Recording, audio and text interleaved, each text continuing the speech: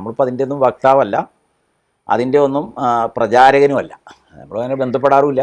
അതാണ് അതിനകത്തുള്ളത്. ഒരു കാലഘട്ടത്തിൽ എഴുതി, കുറേ വർഷങ്ങൾക്ക് മുമ്പാണ് ഇപ്പോൾ അത് നിങ്ങൾ കണ്ടിട്ടുണ്ടോ എന്ന് എനിക്കറിയില്ല. അത് കേട്ടിട്ടില്ലേ? അതുകൊണ്ട് ചില്ലറ ബുദ്ധിമുട്ടൊന്നുമല്ല എനിക്കുണ്ടാക്കിയ ഓൾ കേരളയിൽ. എല്ലാവരും കാമ്പയിൻ വരെ നടത്തി. ഞാൻ യഹൂദനായി പോയി എന്നും പറഞ്ഞു. ജമാഅത്ത് തുടങ്ങി, അങ്ങനെ മുജാഹിദ് തുടങ്ങി. മുജാഹിദിൻ്റെ എല്ലാ ജനവിഭാഗവും കൂടി നമുക്കെതിരില്ലായിരുന്നു. അത് ഞാൻ അത്ര ശ്രദ്ധിക്കാറില്ല. പിന്നെ അതാണ് പൊക്കി പിടിച്ചുകൊണ്ട് നിങ്ങളുടെ CM എഴുതിയില്ലേ, അങ്ങനെയല്ലല്ലോ പറയേണ്ടിയിരുന്നത്, ഇനിയും അവരെ വായിക്കാൻ പഠിപ്പിക്കണേ എങ്ങനെയാണ് നിങ്ങളൊന്ന് പറഞ്ഞേ. ഞാനതിൻ്റെ ഒരു ആദ്യ ഭാഗം കുറച്ച് വായിച്ചിട്ടാണ് അത്ര എഴുതിയത്. ഞാനത് മുഴുവനൊന്നും വായിക്കാൻ സമയം ചെലവഴിച്ചില്ല. ആ പുസ്തകം ഒരുപാട് തെറ്റിദ്ധാരണകൾക്ക് കാരണമാക്കി. അതിൻ്റെ മുന്നിൽ CMൻ്റെ എഴുത്ത് ഉണ്ട്. ആകെ ഒരു പേജുള്ളൂ അതിനകത്ത്. അതിനകത്തൊരു കുറവില്ല കേട്ടോ, ഒരു വാക്ക് പോലും തെറ്റില്ല.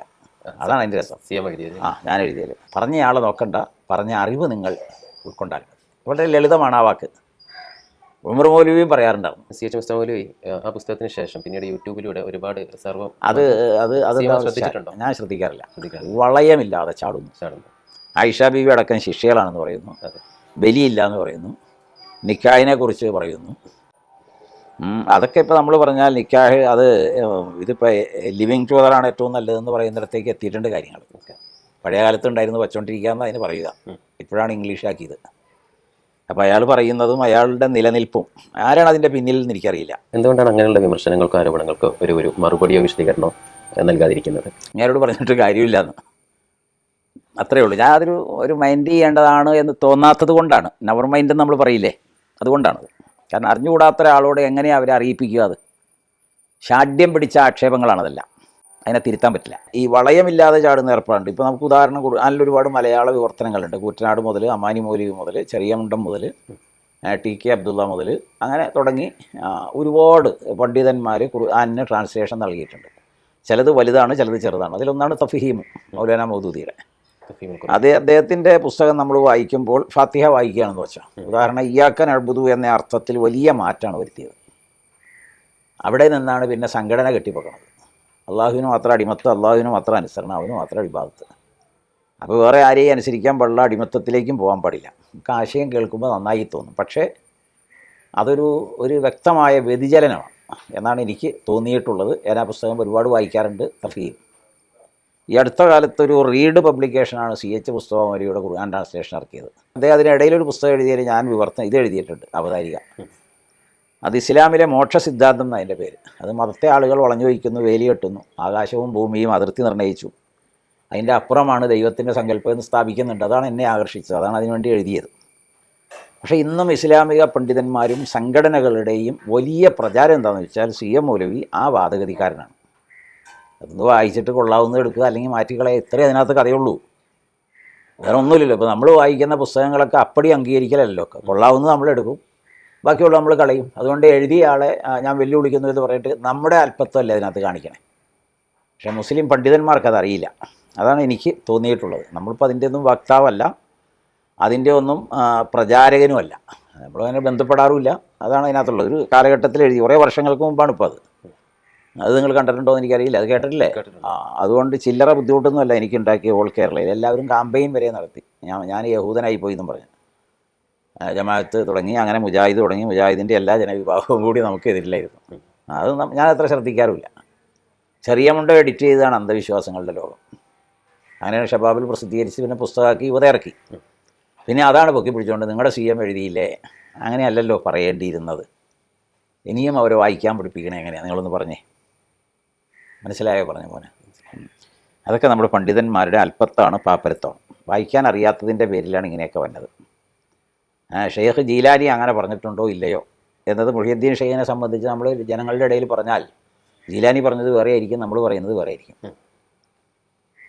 അപ്പോൾ അതുകൊണ്ട് അതിലൊന്നും വലിയ കഥയില്ല. നമ്മൾ വായിക്കുക, പരന്ന വായന, എല്ലാ പുസ്തകവും ആവശ്യമുള്ളത് എടുക്കുക, അല്ലാത്തത് തള്ളിക്കളയുക, ഇത്ര മാത്രമേ ഉള്ളൂ. ആ പുസ്തകങ്ങളെ സംബന്ധിച്ച് എങ്ങനെ വായിക്കാം എന്നതിൻ്റെ ഉത്തരം നമ്മൾ നൽകുന്നത്. വ്യത്യസ്ത ആശയങ്ങൾ ഉണ്ടാകുന്ന സമയത്ത് ആശയങ്ങൾ തമ്മിലുള്ള വൈരുദ്ധ്യം ഉണ്ടായിരിക്കുക തന്നെ, വ്യക്തികൾ തമ്മിൽ വൈരുദ്ധ്യം ഉണ്ടാകാൻ പാടില്ല എന്നല്ല. ഉണ്ടാവില്ലല്ലോ, അതൊരിക്കലും വിവരമുള്ളവരുടെ ഇടയിൽ ഉണ്ടാവില്ല. അതിന് ഒരുപാട് ഉദാഹരണങ്ങളുണ്ട്. ഇപ്പോൾ ഞാൻ ഷാഫി ഇമാമിനെ പറഞ്ഞതാണ്, ഇമാം മാലിക്കും ഇമാം ഷാഫിയും തമ്മിലുള്ള ഹൃദയബന്ധം. ഇമാം ഷാഫി പിന്നെ ലാസ്റ്റ് 2ാം ഘട്ടം മദീനയിൽ വരുന്നുണ്ട്. അതൊന്ന് വായിക്കേണ്ട പുസ്തകമാണ്. അബൂ സുഹറ എഴുതിയ ഇമാം ഷാഫി. 2ാം ഘട്ടം വന്നിട്ട് ഈജിപ്തിലേക്ക് പോകുന്നതിന് അടിസ്ഥാനപരമായൊരു കാരണമുള്ളത് ഷെയ്ഖ നഫീസത്തുൽ മിസ്രിയയുടെ ക്ലാസ്സിൽ പങ്കെടുക്കാനാണ്. അപ്പോൾ അവരുടെ അറിവും അവരുടെ ലോകം എന്തുമാത്രം വലുതായിരിക്കും. ഇമാം ഷാഫിയാന്ന് ഓർക്കണം, ഉമ്മിൻ്റെ കർത്താവ്. മനസ്സിലായോ എന്ന് പറഞ്ഞത്? മനസ്സിലായി. അദ്ദേഹം അത്രത്തോളം അവരുടെ ക്ലാസ്സും അറിവും ആദരിച്ചിരുന്നു. അത് മുഴുവനും അദ്ദേഹത്തിന് ഉൾക്കൊള്ളാൻ പറ്റിയതുകൊണ്ടല്ല, പക്ഷേ ഭിന്നതകൾ പലതിലും ഉണ്ട്. പക്ഷെ അദ്ദേഹം അവരെ ബഹുമാനപൂർവ്വമാണ് കണ്ടിരുന്നത്. അവരിമാം ഷാഫിയെ ഭത്സിക്കുകയും ചെയ്തു ആക്ഷേപസ്വരത്തിൽ. അത് ബിദായയിലോ എവിടെയൊക്കെയോ കിതാബുകളിലുണ്ട്. അങ്ങനെ പലതും. അപ്പോൾ ഞാൻ സൂചിപ്പിച്ചത് നബിയുടെ കാലശേഷം ഖുലഫാ ഉർ റാഷിദികളുടെ കാലം, ഇമാം മഹാനായ ഇത് സിദ്ദീഖുൽ അക്ബർ റളിയല്ലാഹു അൻഹു ജീവിച്ചിരിക്കുമ്പോഴാണ് ഫാത്തിമ റളിയല്ലാഹു അൻഹയുടെ മരണം. നബിയുടെ മകളാണ്. ഇനി അതിൻ്റെ സ്ഥാനമൊന്നും പറയണ്ടല്ലോ. അവരുടെ വീട് അഗ്നിക്കിരയായി. അതൊരു യാദൃച്ഛികമല്ല, അതിൻ്റെ പിന്നിൽ ആരൊക്കെയുണ്ട് എന്നല്ലേ അതിൻ്റെ അർത്ഥം. അത് ഇബ്നു കസീർ എഴുതിയിട്ടുണ്ട്, നിഹായയിൽ എഴുതിയിട്ടുണ്ട്, ബിദായ നിഹായയിൽ എഴുതിയിട്ടുണ്ട്, തഫ്സീർ അതുപോലെ തന്നെ തബരിയിൽ എഴുതിയിട്ടുണ്ട്. അതുകൊണ്ട് നമുക്കത് പറയാൻ പറ്റാത്തതുകൊണ്ട് ഈ കിതാബൊക്കെ കത്തിച്ച് കളയാൻ പറ്റില്ല, അതിനെതിരിൽ പറയാനും പറ്റില്ല. അതങ്ങനെ ഒരു വസ്തുത എഴുതിയതാണ്. അങ്ങനെ അവിടെ അത്രയും ഭിന്നതയുണ്ടായി. ചിലർ ആ ഭിന്നതയെ സഹിഷ്ണുതയോടെ കാണാൻ കഴിയാതെ വരുമ്പോഴാണ് എടുത്തിയാട്ടം. അത് വീടെഴുതി വയ്ക്കും, ആ പൊള്ളലേറ്റിലിട്ട് 3 ദിവസമേ കിടന്നുള്ളൂ, പിന്നെയാണ് അവർ മരണപ്പെടുന്നത്. അങ്ങനെ പലതും, അങ്ങനെ ഒരുപാട് സംഭവങ്ങളുണ്ട് ഇസ്ലാമിക ചരിത്രത്തിൽ തന്നെ. അതപ്പോൾ വായിക്കുക എന്നത് നമ്മളിങ്ങനെ പരന്നൊരു വായന നടത്തുമ്പോൾ നമുക്ക് ചില അനുഭവങ്ങളും ബോധ്യതകളും നൽകും. അപ്പോൾ അവരെക്കുറിച്ച് അമിതമായ ആരാധനകളൊന്നും വരില്ല. എല്ലാ മഹത്തുക്കളുടെയും മഹത്വം ശരിയാണ് എന്നാണ് എനിക്ക് മനസ്സിലായിട്ടുള്ളത്. നേരത്തെ പറഞ്ഞിട്ടുള്ള കാര്യത്തിലേക്ക് ഒന്നുകൂടി പോവുകയാണ്. സി എച്ച് മുസ്തഫ മൗലവിയുമായിട്ട് ബന്ധപ്പെട്ട ഒരു കാര്യമാണ്. അദ്ദേഹത്തിൻ്റെ പുസ്തകങ്ങളിൽ സർവ്വവേദ സത്യവാദം, സർവ്വവേദമല്ല, അപ്പോൾ അദ്ദേഹം ഇസ്ലാമിലെ മോക്ഷ സിദ്ധാന്തം എന്നാണ് അതിൻ്റെ പേര്. അതിനകത്ത് അയാൾ സ്ഥാപിക്കാൻ ശ്രമിക്കുന്നത് എല്ലാ വേദങ്ങളും ശരിയാണ് എന്നാണ്. അതൊരു യാഥാർത്ഥ്യമാണ്. കാലപ്പഴക്കത്തിൽ വേദങ്ങൾക്ക് മാറ്റം വരാം. അള്ളാഹു ഇറക്കിയ വേദങ്ങളൊക്കെ ശരിയാണ്. ഇനി മതങ്ങൾ സത്യമാണെന്ന് പറയാൻ പറ്റില്ല. മതങ്ങളാണ് ഏറ്റവും കൂടുതൽ മാറിപ്പോയത്. അതിൻ്റെ തിക്തതയാണ് ലോകം അനുഭവിക്കുന്നത്. അങ്ങനെയാണ് നമ്മൾ കാണുന്നത്.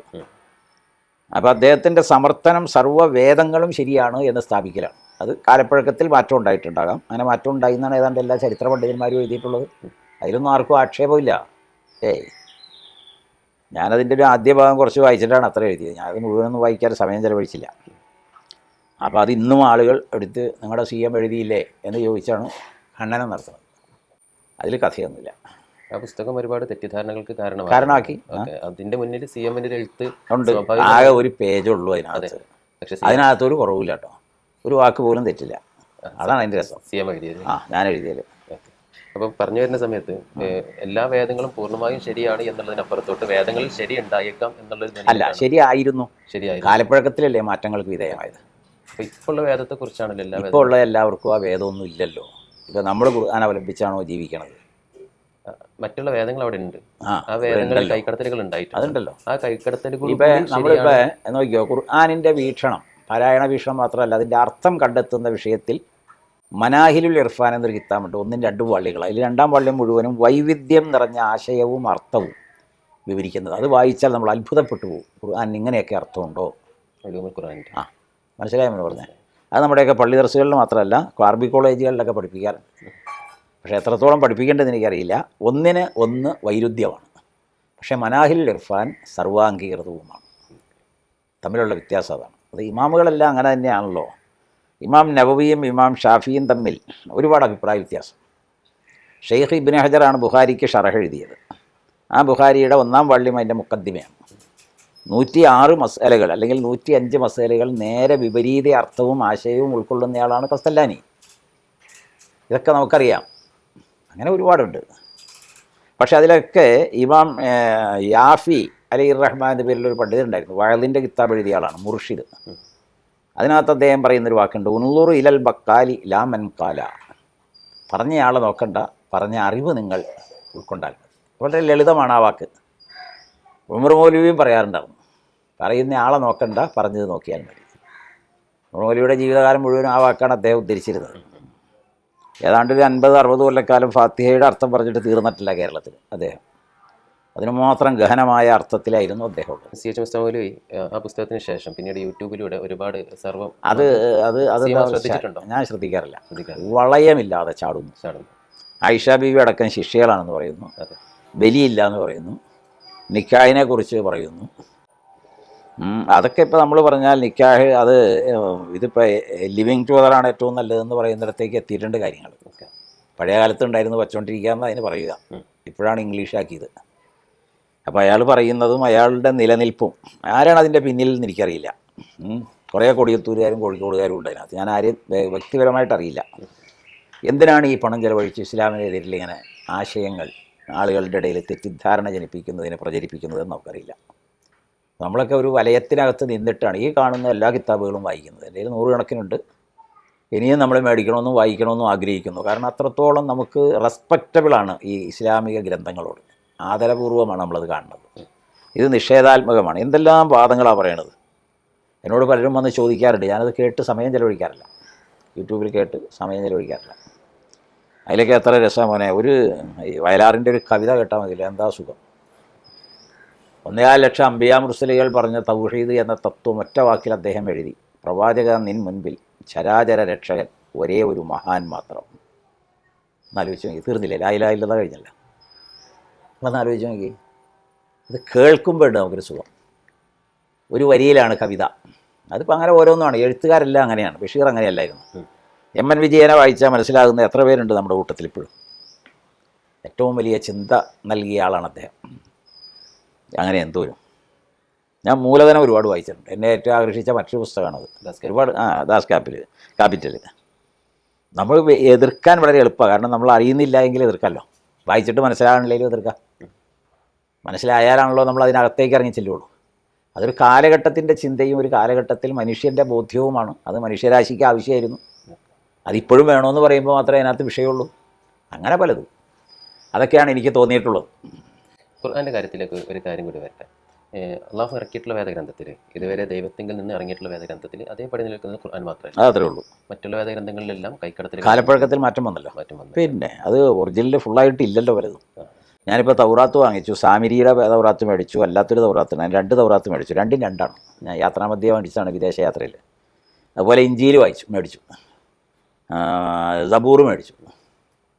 സങ്കീർത്തനങ്ങളായിട്ടുള്ളത്. അത് ദാവൂദ് നബിയുടെയാണ്. അപ്പോൾ അതൊക്കെ നമ്മൾ വായിക്കുമ്പോൾ ഇത് അപൂർണതയാണെന്ന് അപ്പം തന്നെ മനസ്സിലാവും. അതിനകത്ത് എല്ലാം സമ്പൂർണ്ണമല്ല, കാര്യങ്ങൾ വിട്ടുപോയിട്ടുണ്ടെന്ന് നമുക്ക് വായനക്കാരന് മനസ്സിലാവും.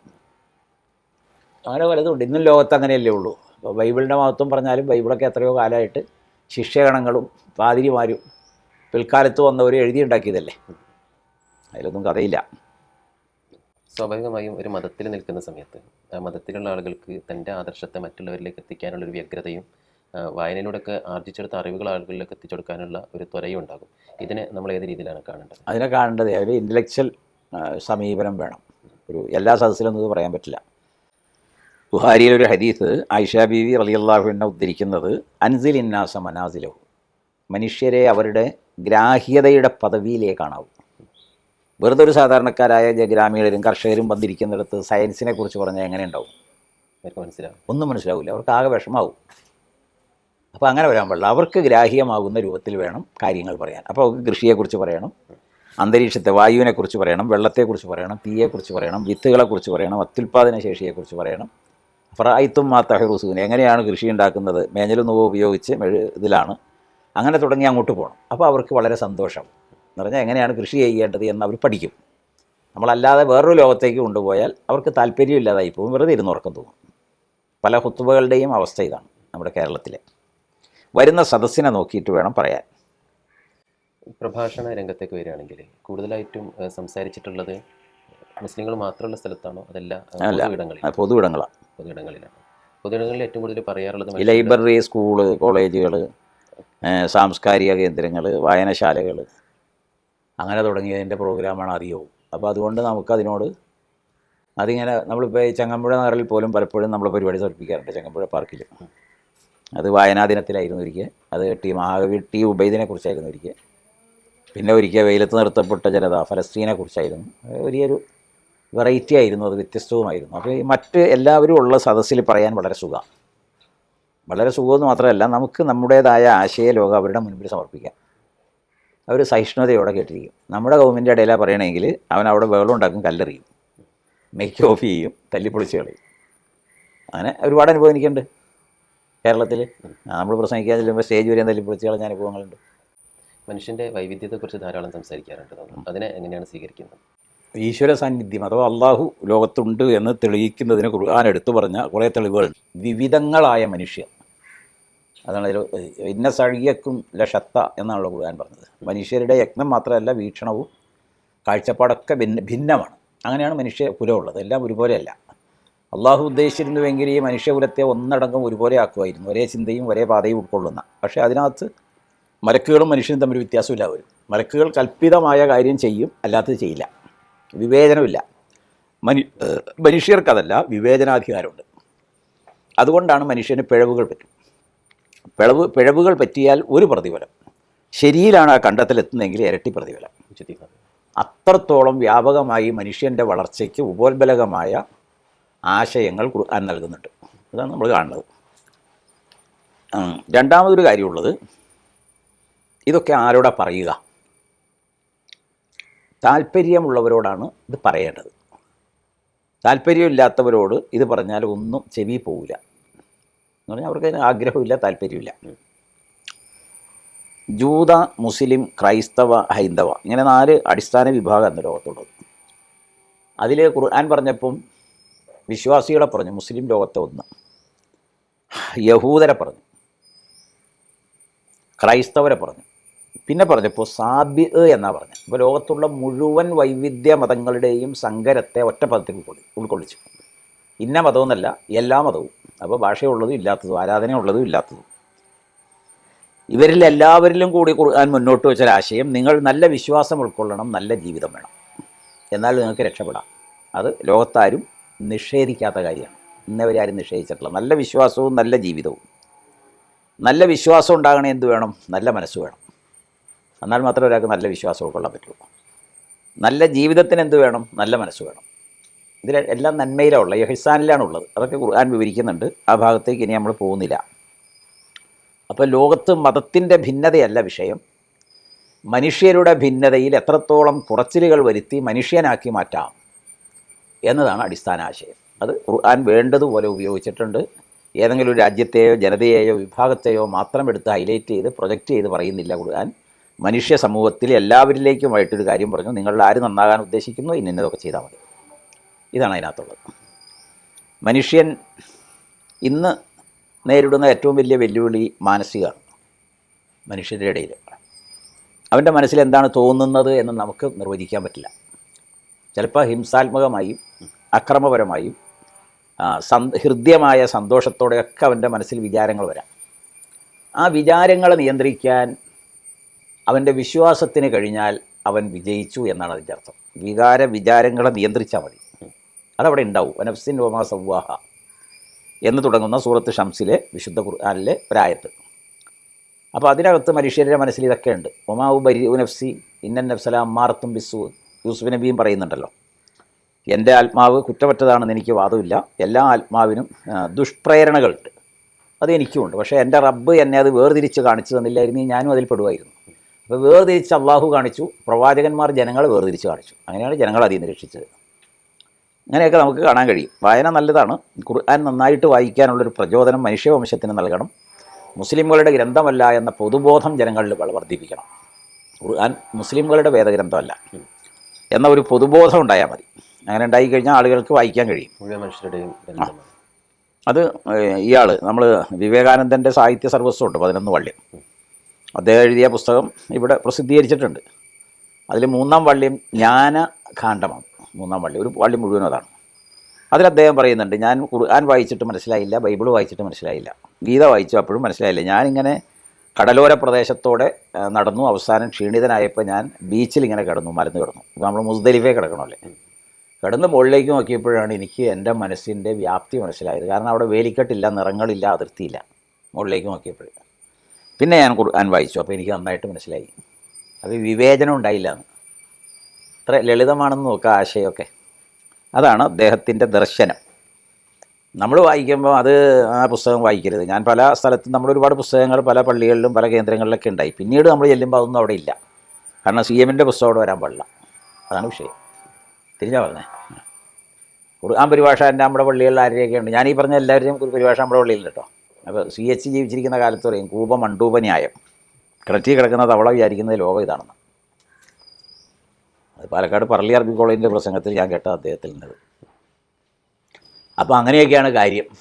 മുൻപ് ഇങ്ങനെ ഒരുപാട് സ്ഥലങ്ങളിൽ പ്രസംഗിച്ചിട്ടുണ്ട്. പ്രസംഗങ്ങളെല്ലാം സാമൂഹികമാണ്, മാനസികമാണ്, ജീവശാസ്ത്രപരമാണ്, മാനുഷികമാണ്, ബന്ധങ്ങളെക്കുറിച്ചാണ്, കുടുംബങ്ങളെക്കുറിച്ചാണ്. ഏതാണ്ട് ലക്ഷോപലക്ഷം കാസറ്റ് വിറ്റിട്ടുണ്ട് ശിഥിലമാകുന്ന കുടുംബ ബന്ധം. അത് ഈ പള്ളുരുത്തി വെളി മൈതാനിയിൽ ചുരുങ്ങിയത് 1000-2000 പേര് വൈകുന്നേരം ഉണ്ടാവും. അവിടെയാണ് പ്രസംഗിച്ചത്. അങ്ങനെ ഒരുപാട് സ്ഥലത്ത് തൗഹീദിനെ കുറിച്ചുണ്ട്. വിദ്യാർത്ഥികളോട് എന്നൊരു പ്രഭാഷണമുണ്ട്. അങ്ങനെ ഒരുപാട് സ്ഥലത്ത് ഇന്ന സ്ഥലമൊന്നുമില്ല. അത് ഒരു സ്കൂൾ കോളേജിലെ കുട്ടികളുടെയാണ്. പിന്നെ ബി.എഡ് പിള്ളേർക്ക് വേണ്ടി ഒരു മതത്തെ പരിചയപ്പെടുത്തുന്ന ക്ലാസ്സുകൾ എടുക്കാറുണ്ട്. അപ്പോൾ ചിലർക്കൊന്നും അത് ഇഷ്ടാവില്ല. കാരണം നമ്മുടേതാണ് ശരിയെന്ന് സ്ഥാപിക്കേണ്ടതെന്ന് ചോദിക്കും എന്നോട്. അത് അവർ പഠിക്കുമ്പോഴല്ലേ മനസ്സിലാകണത്. അല്ലാണ്ട് നമ്മൾ സ്ഥാപിച്ചിട്ട് എന്താ കാര്യം? അങ്ങനെയൊക്കെയാണ് ആ വിഷയത്തിൽ എൻ്റെ കാഴ്ചപ്പാട്. നമ്മൾ യാത്രയിലേക്ക് പോകുകയാണെങ്കിൽ യാത്ര 25 വർഷത്തോളം തുടർച്ചയായി ഹജ്ജ് ഉംറയുണ്ട്. പിന്നെ വേൾഡ് വൈഡ് എല്ലാ യാത്രയുണ്ട്. കുവൈത്തുണ്ട്, UAE ഉണ്ട്, GCC രാജ്യങ്ങളൊക്കെ ഉണ്ട്. ഹോളി ലാൻഡ്, ഈജിപ്റ്റ്, ജോർദാൻ, ഫലസ്തീൻ, ഇസ്രയേലൊക്കെ പോയിട്ടുണ്ട്. അങ്ങനെ ഒരുപാട് രാജ്യങ്ങളൊക്കെ പോയിട്ടുണ്ട്. യാത്ര പകർന്നു നൽകിയ യാത്രയിൽ നമുക്ക് കിട്ടുന്നൊരു ഗുണം എന്താണെന്ന് ചോദിച്ചാൽ, ഖുർആൻ 9 സ്ഥലത്തെ യാത്ര ചെയ്യാൻ പറഞ്ഞു. നിങ്ങൾക്ക് ബുദ്ധി ഉണ്ടാകും എന്നാണ് ഒരു കൽപ്പന. ബുദ്ധിയുടെ വികാസം യാത്ര കൊണ്ടുണ്ടാവും.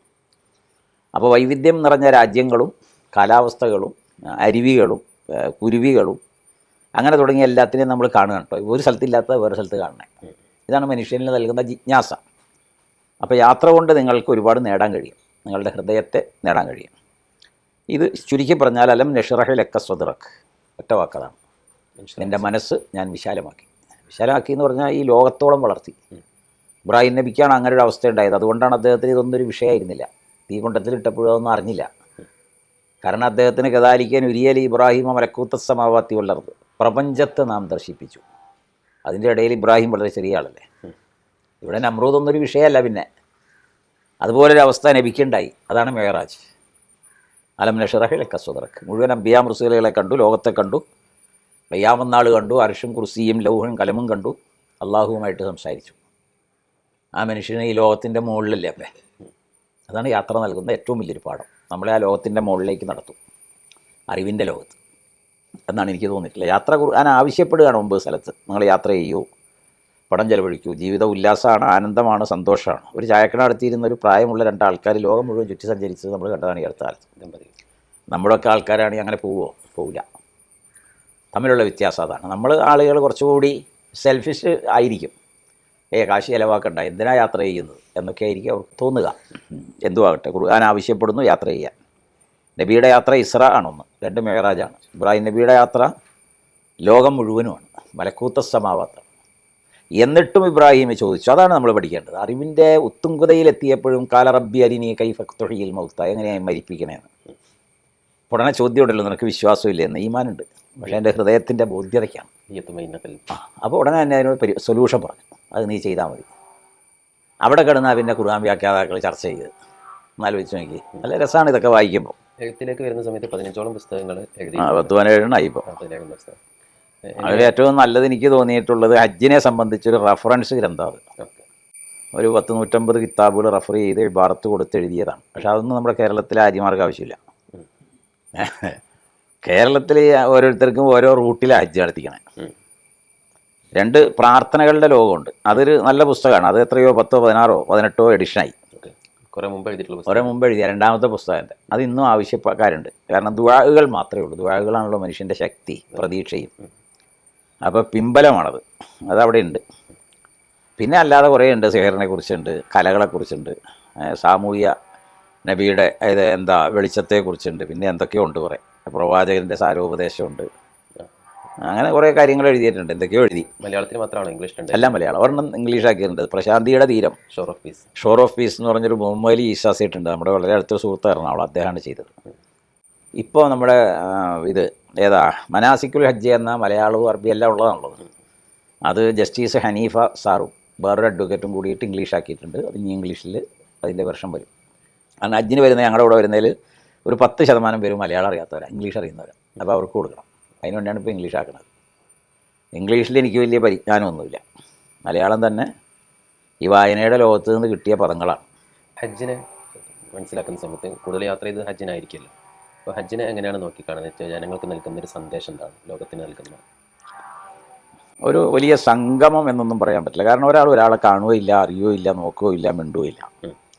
ഒരു വലിയ വൈവിധ്യം നിറഞ്ഞ ജനാവലി ഓരോ സ്ഥലത്ത് ഒരുമിച്ച് കൂടും. അവരവരുടെ കാര്യം നോക്കി പോകും, വേറെ ആരെയും കാണില്ല. മഹ്ശറയ്ക്ക് സമാനാണ് എന്ന് പറഞ്ഞാൽ അറഫയ്ക്ക് നബി നൽകിയ പേര് മൗഖിഫ് എന്നാണ്. മഹ്ശറയിൽ വിചാരണയ്ക്ക് ആളുകളെ യാത്രയാക്കുമല്ലോ, അതിന് പറഞ്ഞ പേരും മൗഖിഫ് എന്നാണ്.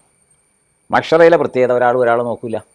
തൊട്ടടുത്ത് നിൽക്കുന്ന ജനിച്ച രീതിയിലാണല്ലോ എല്ലാവരെയും കൊണ്ടുവന്നത്. ആയിഷ ബീവി നബിയോട് ചോദിക്കുന്നതല്ലോ നാണാവില്ലേ എന്ന് പെണ്ണുങ്ങൾക്ക്. അപ്പോൾ ഒരാൾ വേറൊരാളെ കണ്ടാലല്ലേ നാണിക്കേണ്ടുള്ളൂ. ഇത് തന്നെയാണ് മൗഖിഫാണ് അറഫ. ഒരാളും ഒരാളെ നോക്കില്ല, കാണൂല്ല, അന്വേഷിക്കില്ല. അവനവൻ്റെ റബ്ബ്. അങ്ങനെ ഏകാഗ്രതയിൽ, വ്യക്തിപരമായി ഏകാഗ്രതയിൽ അള്ളാഹുവിലേക്കൊരു മനുഷ്യനെ അടുപ്പിക്കുന്നതാണ് ഹജ്ജ്. അതിലൊരുപാട് സാഹോദര്യം സാമൂഹ്യമൊക്കെ ഉണ്ട്, അതൊക്കെ വേറെ കാര്യങ്ങളാണ്. ഇതൊരു വലിയ അത്ഭുതമാണ് ഇതിങ്ങനെ അറഫ. പിന്നെ ഒരുപാട് തെറ്റിദ്ധാരണകളുണ്ട്. എഴുതിയിടത്തോളം പുസ്തകങ്ങളൊക്കെ എന്തിനാണ് കല്ലെറിയുന്നത്, അത് ഷെയ്ത്താനെയാണ് എറിയുന്നതെന്ന് എഴുതാത്ത ആരാ ഉള്ളത് അല്ലേ? എന്തൊരു എഴുതിയേക്കണേ. അത് നബി വളരെ കൃത്യമായിട്ട് പറഞ്ഞതല്ലേ. ഇന്നമാ ജുഇല തവാഫു വസ്സഅയു ബൈന സഫ വൽ മറുവ വറമിയുൽ ജിമാർ ലിദിക്രില്ല. ഒറ്റ വാക്ക് മറുപടി. അത്ര കൃത്യമാണത്. നബി പറഞ്ഞു തവാഫ് ഈ കഅബയുടെ ചുറ്റും നടത്തുന്നത്, കഅബയെ ആരാധിക്കുകയല്ല. ഫൽയഅ്ബുദൂ റബ്ബ ഹാദൽ ബൈത്താണ്.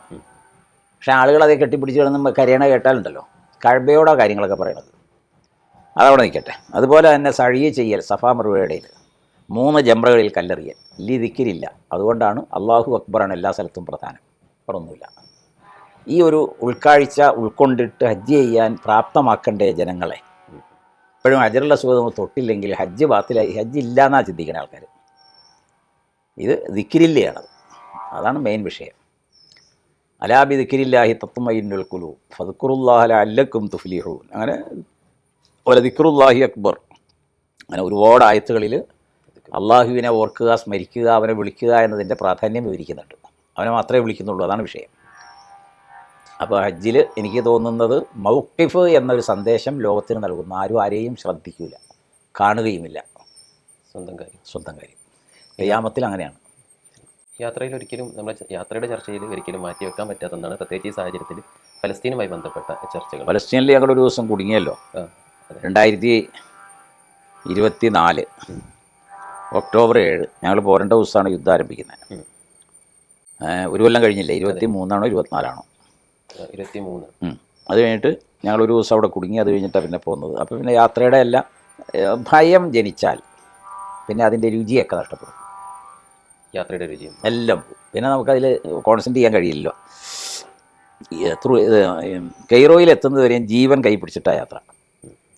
10-20 മണിക്കൂർ പോയതറിഞ്ഞില്ല ആരും. അല്ലെങ്കിൽ എത്ര സ്ഥലത്ത് ഇറങ്ങി, എത്ര സ്ഥലത്ത് ഭക്ഷണം കഴിച്ച്, എത്ര സ്ഥലത്ത് ചായ കുടിച്ച് ഒക്കെയാണ് പോവുക. ഇതൊന്നുമില്ല. കയറി ബസ്സിൽ കയറിയിട്ട് മിണ്ടാട്ടില്ല.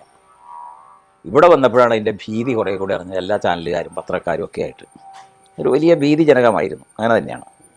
ഇപ്പോൾ ലോകത്ത് യുദ്ധം അവസാനിച്ചു, അതിലേറെ സന്തോഷം. കാരണം യുദ്ധം ഒന്നും നേടിയെടുക്കുന്നില്ല, നഷ്ടപ്പെടുത്തും. സമാധാനം നമ്മൾ നേടിയെടുക്കണം. യുദ്ധം നശീകരണമാണ്, നാശം മാത്രമേ ഉണ്ടാക്കൂ, ആരെയായിരുന്നാലും.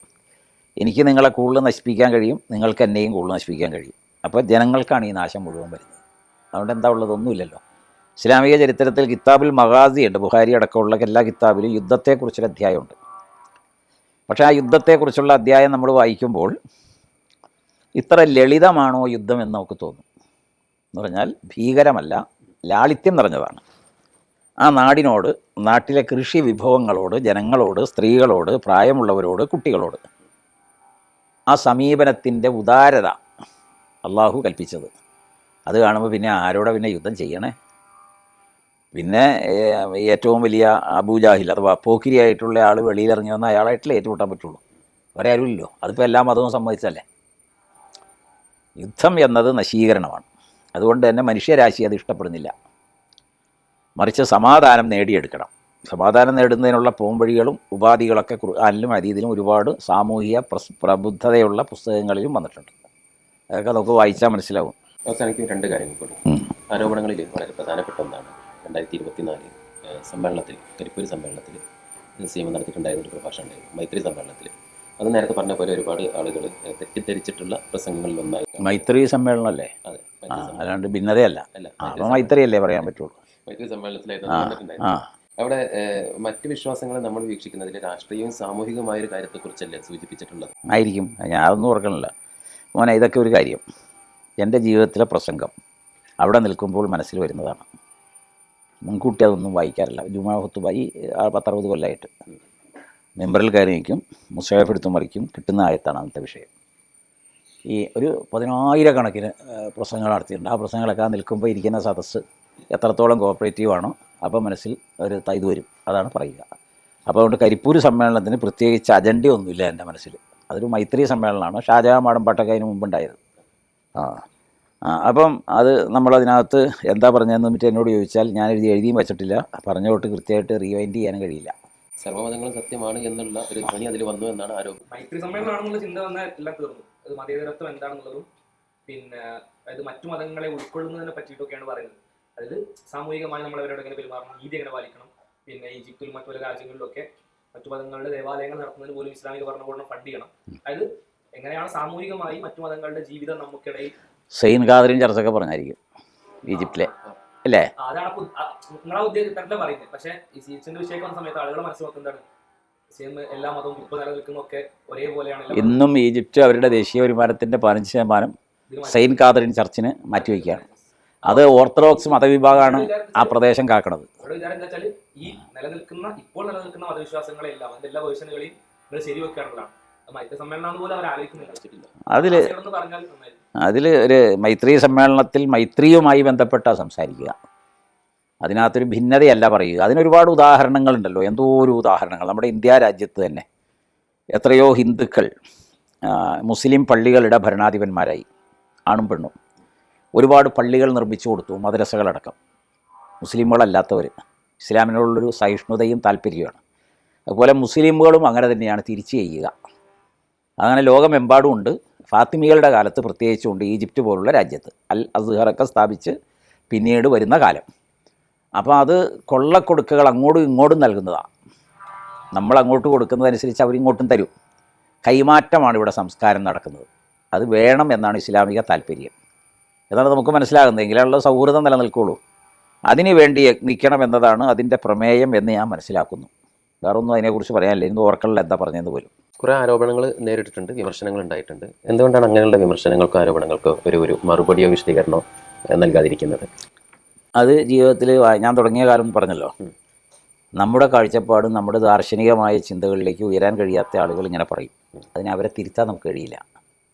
അപ്പോൾ ആ സമയം ചെലവഴിക്കുന്നതിനേക്കാൾ നല്ലത് വേറെ ഗുണകരമായ കാര്യത്തിൽ ആ സമയം ചെലവഴിക്കുക. ഇതാണ് എൻ്റെ കാഴ്ചപ്പാട്. അതുകൊണ്ട് നമ്മൾ വീണ്ടും വായിക്കും, പഠിക്കും. എല്ലാം വൈവിധ്യം നിറഞ്ഞ് മാത്രമേ ഉള്ളൂ. നിങ്ങൾക്കൂടെ നോക്കിയാൽ കാണാൻ എന്തൊക്കെയാണ്. അപ്പോൾ ഇസ്ലാം മാത്രമല്ല, ലോകത്തുള്ള എല്ലാ മതവും എല്ലാ ദാർശനികതയും എല്ലാ ചിന്താഗതികളും എല്ലാ വീക്ഷണങ്ങളും കക്ഷി രാഷ്ട്രീയങ്ങളൊക്കെ ഇവിടെയുണ്ട്. ഇതൊക്കെ വായിക്കുമ്പോഴാണ് നമുക്ക് ഇത്രയും വലിയ വൈവിധ്യത്തിൻ്റെ നടുവിലാണ് മനുഷ്യർ ഇത്ര സന്തോഷത്തോടെ കഴിയുന്നത്. അങ്ങനെ കഴിയാൻ അവരെ പ്രാപ്തമാക്കുന്നത് അറിവുകളാണ്, സാഹിത്യമാണ്, രചനകളാണ്, കഥകളാണ്, അങ്ങനെ പലതും. ഇപ്പോൾ കേശവദേവൻ്റെ അയൽക്കാർ വായിച്ചാൽ എന്താ നമുക്ക് കിട്ടുന്നൊരു സന്ദേശം? ആലോചിച്ച് നോക്കിയാൽ നിങ്ങൾ. മതപരമായി ഏറ്റുമുട്ടുന്ന ഒരു ജനതയുടെ അവസാനം ചാരക്കൂമ്പാരാവും. അത് ഒരു പപ്പുവും വീട് തിറക്കണ ആളും ചായ കച്ചവടം നടത്തുന്ന പരമൻ നായരും ഗാട്ടാഗുസ്തിയുടെ കഥയും പറഞ്ഞ് നോട്ടീസായിട്ട് കയറി വരുന്നൊരു ഫയൽമാനും. അത് തർക്കം മൂത്തിട്ട് ഏറ്റുമുട്ടിയതെല്ലാം നശിപ്പിക്കുകയാണ് അവസാനം.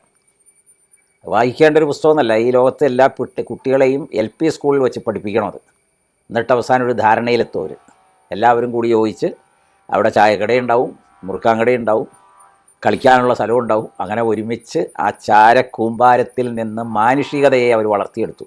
അതാണ് കേശവദേവൻ്റെ അയൽക്കാരൻ്റെ അവസാനം. അപ്പോൾ അത് വായിക്കുമ്പോഴാണ്. അതുപോലെ ഔക്കല്ലദീ മർറ അലാ ഖറിയത്തിൻ വഹിയ ഖാവിയത്തുൻ അലാ ഉറൂഷിയ എന്ന് പറയുന്ന ആയത്ത് സൂറത്തുൽ ബക്കറയാണ്. നിങ്ങൾ 2 പ്രാവശ്യം ഒന്ന് വായിച്ചു നോക്കിയാൽ അതിൻ്റെ ഒരു സൗകുമാര്യത നമ്മൾ എത്രമാത്രം ആകർഷിക്കുമെന്നറിയാമോ? മുകളിൽ ഉപരിതലത്തിലൂടെ വായിച്ചു പോകുന്നവരൊന്നുമില്ല അതിനകത്തൊന്നും. അപ്പോൾ അതാണ് ഞാൻ പറഞ്ഞ വായന അങ്ങനെയൊക്കെയാണ്. നമ്മളിപ്പോൾ അതിനൊന്നും മറുപടി പറയാൻ നിൽക്കാതിരിക്കലാന്നല്ലേ. ചില കമ്മിറ്റികളിലും ഇങ്ങനെ 2 മണിക്കൂറൊക്കെ ഇരിക്കാറുണ്ട്. അവർ മുഴുവനും എന്നെക്കുറിച്ചായിരിക്കും പറയണത്. ഞാൻ ഒന്നും മിണ്ടില്ല, ലാസ്റ്റ് ഇറങ്ങിപ്പോരും. അപ്പോൾ അവർ തന്നെ നിർത്തും. ഞാനോട് പറഞ്ഞിട്ട് കാര്യമില്ലയെന്ന്. അത്രയേ ഉള്ളൂ. ഞാൻ ഒരു മൈൻഡ് ചെയ്യേണ്ടതാണ് എന്ന് തോന്നാത്തത് കൊണ്ടാണ്. നെവർ മൈൻഡ് എന്ന് നമ്മൾ പറയില്ലേ, അതുകൊണ്ടാണത്. കാരണം അറിഞ്ഞുകൂടാത്ത ഒരാളോട് എങ്ങനെയാണ് അവരെ അറിയിപ്പിക്കുക? അത് ഷാഢ്യം പിടിച്ച ആക്ഷേപങ്ങളാണതെല്ലാം. അതിനെ തിരുത്താൻ പറ്റില്ല. അത് മൂസാ നബി അലൈഹി സ്വലാമിൻ്റെയും ഇബ്രാഹിം നബി അലൈഹി സ്വലാമിൻ്റെയും നൂഹ് നബിയുടെ അതുപോലെ പ്രവാചകന്മാരുടെയൊക്കെ ചരിത്രം വിവരിക്കുന്നിടത്ത് ഖുർആൻ പറയുന്നുണ്ടല്ലോ, ഉമുറു ബിൽ ഉറുഫ്, നീ നല്ലത് പറയുക, കൽപ്പിക്കുന്നത്. വാഇരിദ് അനിൽ ജാഹിലീൻ, വിവരക്കേട് നീ അവഗണിക്കുക. അത്രേ ഉള്ളൂ. വിവരക്കേടാണ് അവഗണിക്കുന്നത്, ആളുകളെയല്ല. അവരുടെ വിവരക്കേടിന് നമ്മൾ മറുപടി പറയുന്നില്ല. അങ്ങനെയാണ്. അവസാനം മുസ്ലിം സമൂഹത്തോട് മൊത്തത്തിൽ പറയാനുള്ളൊരു കാര്യം എന്താണ്? ഇസ്ലാമിലെ വേണ്ടതുപോലെ പഠിക്കണം, എന്നിട്ടത് പ്രയോഗവൽക്കരിക്കണം. ഖുർആനാണ് ബേസ് എന്നവരുടെ മരണം വരെയും ഓർമ്മ വേണം. ഖുർആനിൻ്റെ അമാനുഷികതയും അതിൻ്റെ അജയ്യതയും അവരുടെ ജീവിതത്തെ നയിക്കണം. അള്ളാഹുവിൻ്റെ റസൂലാണ് അവരുടെ വഴികാട്ടി. ആ നബിയെ ഒഴിവാക്കിയിട്ട് ജീവിക്കാൻ കഴിയില്ല. അതാണ് ഹദീസുകൾ. ഹദീസിനെ സംബന്ധിച്ച് ഒരുപാട് പറയാനുണ്ട്. ഞാനൊരു സ്പെഷ്യലൈസ് ചെയ്ത് പഠിച്ച വിഷയവും ഹദീസുകളാണ്. പള്ളി ദർസിൽ മുതലും അല്ലാതെ മുകളിലുള്ള പഠനത്തിലൊക്കെ ഹദീസിനെക്കുറിച്ചാണ് പഠിച്ചത്. അത് വളരെ ഉപകാരപ്രദമായി. അപ്പോൾ ഹദീസുകൾ നമ്മുടെ ജീവിത വിവരണങ്ങളാണെന്ന് ബോധ്യം വരുമ്പോൾ മാത്രമേ ഖുർആൻ ബേസായിട്ട് ഉൾക്കൊള്ളാൻ കഴിയൂ. അങ്ങനെ ഖുർആനും ഹദീസിനെയും, അതാണ് ഇസ്ലാഹി ലോകത്തോട് കേരളം പറയുന്നത്. നിങ്ങൾ ഖുർആനും ഹദീസും നമ്മൾ മാത്രം പറഞ്ഞതല്ല. ഷെയ്ഖ് മുഹിയുദ്ദീൻ അബ്ദുൽ ഖാദിർ ജീലാനിയുടെ ഒരു വാക്കുണ്ട് ഫുത്തൂഹുൽ ഗൈബിൽ. അദ്ദേഹം പറഞ്ഞത് വജിഅലിൽ കിതാബ വ സുന്നത്ത അമാമക്ക, കിതാബും സുന്നത്തും മുമ്പിൽ വയ്ക്കണം. ഫൻളുറു ഫീഹിമ ബിത്തഅസ്സുലിൻ വ തദബ്ബുരിൻ, ഇതാണ് അടിസ്ഥാനം. ചിന്തയോടെ നീ അതിനെ സമീപിക്കണം. എന്നിട്ട് അതിലൂടെ നീ സഞ്ചരിക്കണം. എങ്ങോട്ടാ? പറക്കണം എന്ന് പറഞ്ഞ ആൾ. അതൊക്കെ വല്ലാത്ത വാചകമാണത്. ഖുർആനും ഹദീസും എന്നൊക്കെ ആ കാലത്ത് 6-ാം നൂറ്റാണ്ടിലും 5-ാം നൂറ്റാണ്ടിലൊക്കെയാണ് പറയുന്നത്. അവരെ ജീവിക്കാൻ അനുവദിക്കുമോ ജനം? പക്ഷേ തൻ്റെ ഇടപൂർവ്വം നിർവഹിച്ച ആളാണ് ഷെയ്ഖ് മുഹിയുദ്ദീൻ അലൈഹിർ റഹ്മ. അതാണ് ലോകത്തോട് പറയാനുള്ളത്, മുസ്ലിമുകളോട് വിശിഷ്യ. ഖുർആനും ഹദീസുമാണ് അടിസ്ഥാനം. അത് പഠിക്കാൻ ശ്രമിക്കണം. ആരിൽ നിന്നും പഠിക്കാം. തിരുത്താൻ വരേണ്ട കാര്യങ്ങൾ തിരുത്തണം, ഉൾക്കൊള്ളേണ്ട കാര്യങ്ങൾ ഉൾക്കൊള്ളണം, ആശയങ്ങൾ വിപുലമാകണം. അങ്ങനെ നന്നായി സന്തോഷത്തോടെ ജീവിക്കണം. അള്ളാഹു അനുഗ്രഹിക്കുമാറാകട്ടെ. നമ്മൾ അവസാനിപ്പിക്കുകയാണ്. ഇത്രയും നേരം നമ്മളോടൊപ്പം സംബന്ധിച്ച് പ്രദേശം അറിയിച്ചാണ്. അള്ളാഹു ഏറ്റവും നല്ല രീതിയിലുള്ള ഹൈറും ബർക്കത്തും താങ്കൾക്ക് പ്രദാനം ചെയ്യുമാറാകട്ടെ. ആത്മാർത്ഥമായി പ്രാർത്ഥിക്കും. റീകാസ്റ്റ് മീഡിയ ഗസ്റ്റ് റൂമിൻ്റെ ഇന്നത്തെ എപ്പിസോഡ് ഇവിടെ പൂർണ്ണമാവുകയാണ്. ഇൻഷാ അല്ലാഹ് മറ്റൊരു അതിഥിയുമായി വീണ്ടും നമുക്ക് കാണാം. ഇന്ന് നമ്മളോടൊപ്പം ഉണ്ടായിരുന്നത് ബഹുമാന്യനായ CM മൗലവിയാണ്. അദ്ദേഹത്തിന് കൃതജ്ഞത രേഖപ്പെടുത്തുന്നു. എപ്പിസോഡ് ഇവിടെ പൂർണ്ണമാകുന്നു. അസ്സലാമു അലൈക്കും.